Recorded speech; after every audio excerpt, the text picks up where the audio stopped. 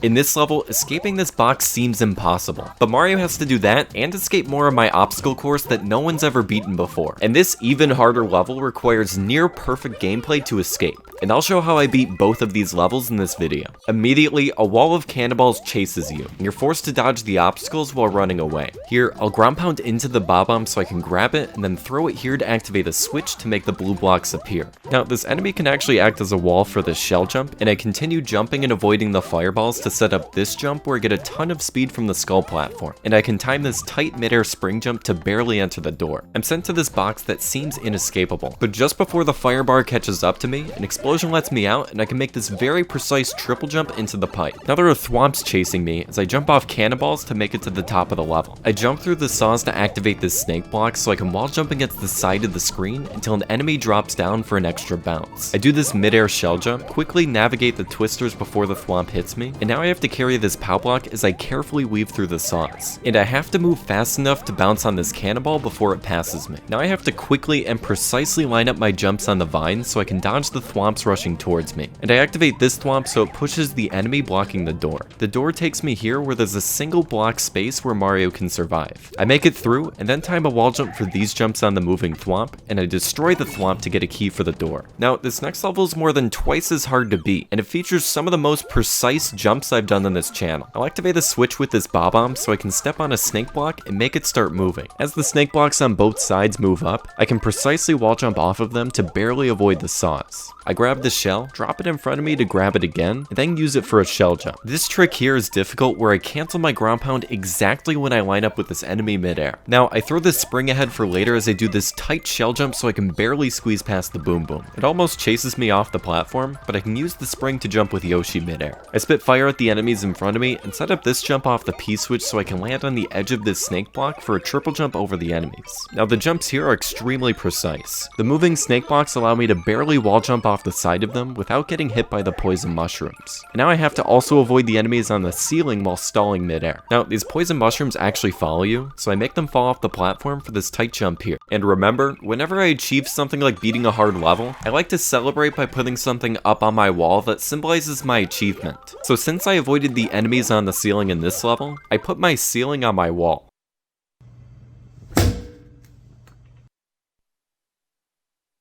Although those levels were hard, there's this one that took the creator of the level 78 hours to complete. And to see how I became one of the only people to beat it, that video is right here.